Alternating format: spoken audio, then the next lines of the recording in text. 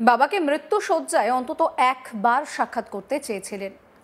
নিজের মা বোনেরাই দেখার অনুমতি না দেওয়ায় শেষ পর্যন্ত কলকাতা হাইকোর্টের দ্বারস্থ হয়েছিলেন মোম গাঙ্গুলি চ্যাটার্জি। কলকাতা হাইকোর্টে মামলার শুনানি চলাকালীন মৃত্যুর খবর আসে তার কাছে। শুনে কেঁদে ফেলেন বিচারপতি। বাদী বিবাদী পক্ষের আইনজীবীরাও কাঁদো কাঁদো হয়ে পড়েন। আদালত সূত্রে জানা গিয়েছে, বাইপাসের ধারে একটি বেসরকারি হাসপাতালে চিকিৎসাধীন ছিলেন স্নেহাশিস গাঙ্গুলির প্রাক্তন স্ত্রী মোম গাঙ্গুলি চ্যাটার্জির বাবা। কিন্তু মোম গাঙ্গুলির ছোট বোন এবং মায়ের সঙ্গে পারিবারিক অশান্তির কারণে তার বাবাকে হাসপাতালে দেখতে যাওয়ার কোনো অনুমতি তার নিজের মা এবং ছোট বোনই দেয়নি। শেষ একবার অন্তত দেখার ইচ্ছা প্রকাশ করে কলকাতা হাইকোর্টে মামলা করেন মোম গাঙ্গুলি চ্যাটার্জি। দুদিন আগেই বিচারপতি শুভ্রা ঘোষের বেঞ্চে সেই মামলা দায়ের করেন তিনি। বিচারপতি ঘোষ নির্দেশ দেন, পুলিশের নিরাপত্তা নিয়ে স্বল্প সময়ের জন্য বাইপাসের হাসপাতালে বাবাকে দেখতে যেতে পারবেন মোম গাঙ্গুলি চ্যাটার্জি। সব পক্ষের অনুমতিতে বাবা সঞ্জিত চ্যাটার্জির সঙ্গে সাক্ষাৎ করতে পারবেন মোম গাঙ্গুলি চ্যাটার্জি। কিন্তু মা এবং ছোট বোন একটি চিঠি দেখান যেখানে বাবার টিপসই দেওয়া। সেখানে তিনি সাক্ষাৎ করতে ইচ্ছুক নন বলে জানিয়েছেন। স্বাভাবিকভাবে প্রশ্ন ওঠে যে একজন শিক্ষিত শিল্পপতি যিনি রোগশয্যায় রয়েছেন, তিনি কিভাবে টিপসই দিলেন? মোম গাঙ্গুলি চ্যাটার্জির পক্ষের আইনজীবী তীর্থঙ্কর দে বাধ্য হয়ে একক বিচারপতির নির্দেশের বিরুদ্ধে ডিভিশন বেঞ্চে আপিল করেন। শনিবার কলকাতা হাইকোর্টের ছুটির দিন হলেও দুপুরে জরুরি ভিত্তিতে আদালত বসে। বিচারপতি তপব্রত চক্রবর্তী বিষয়টি শুনানি করতে আদালতে আসেন। দুপক্ষের আইনজীবীরা হাজির হন আদালতে, কিন্তু মামলা শুনানির সময়ে খবর আসে সঞ্জিত চ্যাটার্জি নামে ওই ব্যক্তির মৃত্যু হয়েছে। শুনে সঙ্গে সঙ্গে বিচারপতি বলেন, ও মাই গড! আবেগঘন হয়ে পড়েন তিনি। পাশাপাশি আইনজীবীরাও আবেগী হয়ে পড়েন। শেষে মোম গাঙ্গুলি চ্যাটার্জির মা স্বীকার করেছেন তারাই পরিকল্পনা করে বাবাকে মেয়েকে দেখতে দেয়নি। এ নিয়ে আমার কালিগ মানস নস্কর একটি রিপোর্ট দিয়েছেন, সেই রিপোর্ট রইল আপনাদের জন্য। বাবাকে মৃত্যু শয্যায় শেষ দেখার আর্জি নিয়ে কলকাতা হাইকোর্টের দ্বারস্থ হয়েছিলেন মোম গাঙ্গুলি চ্যাটার্জি, যিনি স্নেহাশিস গাঙ্গুলির প্রাক্তন স্ত্রী। কিন্তু এখানে সমস্যা নিজের পরিবারেই। মোম গাঙ্গুলি চ্যাটার্জি তিনি তার বোনের বিরুদ্ধে একাধিক পারিবারিক সম্পত্তিগত বিষয়ে একাধিক অভিযোগ জানিয়েছিলেন। তাদের বাবা বাইপাসের ধারে একটি বেসরকারি হাসপাতালে ভর্তি ছিল। পারিবারিক অশান্তির জেরে তাকে সেখানে দেখতে পর্যন্ত যেতে দেওয়া হয়নি এবং দেখতে যাওয়ার অনুমতি চেয়ে কলকাতা হাইকোর্টের দ্বারস্থ হয়েছিলেন মোম গাঙ্গুলি চ্যাটার্জি।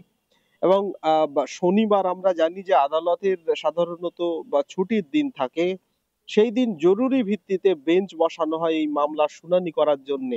এবং মামলার যখন শুনানি শুরু হয় ঠিক সেই সময়ই খবর আসে আদালতে যে বাবার মৃত্যু হয়েছে। বিচারপতি তপব্রত চক্রবর্তী পর্যন্ত এই বিষয় শুনতে গিয়ে রীতিমতো কাঁদো কাঁদো হয়ে পড়েন এবং তিনি বলে ফেলেন, ও মাই গড! এবং আইনজীবী যারা ছিলেন তারা পর্যন্ত আবেগী হয়ে পড়েন এই বিষয়টি শুনে। এবং যেহেতু যে বিষয়কে কেন্দ্র করে এই মামলা, তিনি তার মৃত্যু হয়েছে, সেই জন্য মামলা খারিজ করে দেওয়া হয়েছে।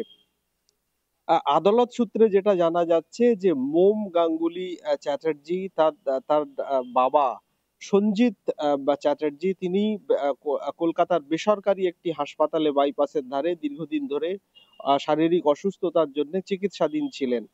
কিন্তু দিনের পর দিন সেখানে তিনি যেতে চাইলে তার ছোট বোন ও মা তাকে সেখানে যেতে দিচ্ছিলেন না, বাধা দিচ্ছিলেন। তার জন্য তিনি কয়েকদিন আগেই কলকাতা হাইকোর্টের দ্বারস্থ হয়েছিলেন।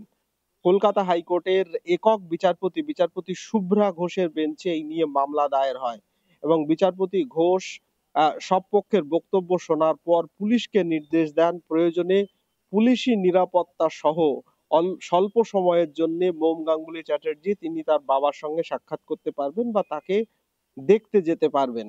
তা সত্ত্বেও সব পক্ষের বিচারপতি যেহেতু নির্দেশ দিয়েছিলেন সব পক্ষের আলোচনার ভিত্তিতে এবং সম্মতির ভিত্তিতে দেখা করতে যেতে পারবেন, তা সত্ত্বেও পরিবারের তরফে একটি চিঠি দেখানো হয় যেখানে সঞ্জিত চ্যাটার্জি তিনি টিপসই দিয়েছেন যে তিনি বড় মেয়ে অর্থাৎ মোম গাঙ্গুলি চ্যাটার্জির সঙ্গে দেখা করতে চান না, এই মর্মে। বাধ্য হয়ে তারা কলকাতা হাইকোর্টের ডিভিশন বেঞ্চে দ্বারস্থ হয় এবং কালকে শনিবার ছিল, জরুরি ভিত্তিতে সেই বিষয় নিয়ে বেঞ্চ বসে শুনানি করার জন্যে। এবং সেই শুনানিতে বিচারপতি তপব্রত চক্রবর্তী যখন দুপুরবেলা হাজির হন এই মামলার শুনানি করার জন্যে, ঠিক সেই সময়ই এজলাসে খবর আসে যে সঞ্জিত চ্যাটার্জি তার মৃত্যু হয়েছে।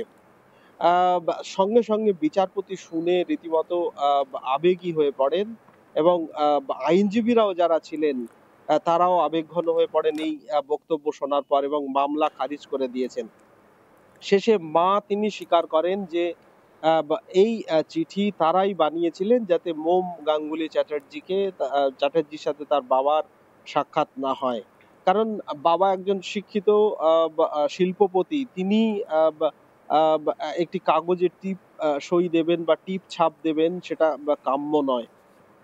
তারাই সেই চিঠি বানিয়েছিলেন এবং তারা সেই বিষয়টি স্বীকারও করে নিয়েছেন। প্রসঙ্গত মোম গাঙ্গুলি চ্যাটার্জি, তার অভিযোগ ছিল তার ফ্ল্যাট থেকেই তার ছোট বোন বেশ কিছু গয়নাগাটি এছাড়াও অন্যান্য বিভিন্ন জিনিসপত্র বা কার্যত তার ফ্ল্যাট থেকে তার অজান্তেই হাতিয়ে নিয়েছে এবং সেই নিয়ে একটা পারিবারিক অশান্তি রয়েছে তাদের মধ্যে। এই পরিস্থিতিতে তাদের বাবা, তিনি শারীরিক অসুস্থতার কারণে বাইপাসের ধারে একটি বেসরকারি হাসপাতালে দীর্ঘদিন ধরে চিকিৎসাধীন ছিলেন। সেখানে তার বাবাকে দেখতে যাওয়ার জন্য আর্জি জানিয়েছেন একাধিকবার মোম গাঙ্গুলি চ্যাটার্জি, কিন্তু তার মা এবং ছোট বোন তারা পরামর্শ করে মোম গাঙ্গুলি চ্যাটার্জিকে সেখানে যেতে দেয়নি। বাধ্য হয়ে তিনি আইনি পরামর্শ নিয়ে আইনজীবী মারফত কলকাতা হাইকোর্টের দু তিন দিন আগেই কলকাতা হাইকোর্টের একক বিচারপতির বেঞ্চে মামলা দায়ের করেন। বিচারপতি শুভ্রা ঘোষ সব পক্ষের বক্তব্য শোনার পর নির্দেশ দেন মোম গাঙ্গুলি চ্যাটার্জি তিনি সব পক্ষের সম্মতির ভিত্তিতে প্রয়োজনে পুলিশের নিরাপত্তা নিয়ে স্বল্প সময়ের জন্য ওই বেসরকারি হাসপাতালে বাবার সঙ্গে সাক্ষাৎ করতে যেতে পারবেন, কিন্তু পরিবারের পক্ষ থেকে তাকে যেতে দেওয়া হয়নি। বাধ্য হয়ে তারা ডিভিশন বেঞ্চের দ্বারস্থ হয়েছিলেন এবং ডিভিশন বেঞ্চে জরুরি ভিত্তিতে মামলার শুনানি চলাকালীনই খবর আসে যে তার বাবার মৃত্যু হয়েছে।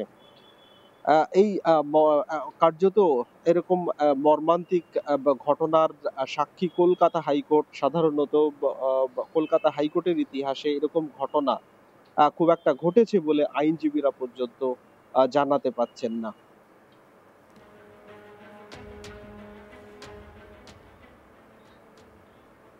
সমস্ত খবরের আপডেটের জন্য আপনাদের নজর থাকুক আজ তাক বাংলায়। চ্যানেলটিকে সাবস্ক্রাইব করতে ভুলবেন না।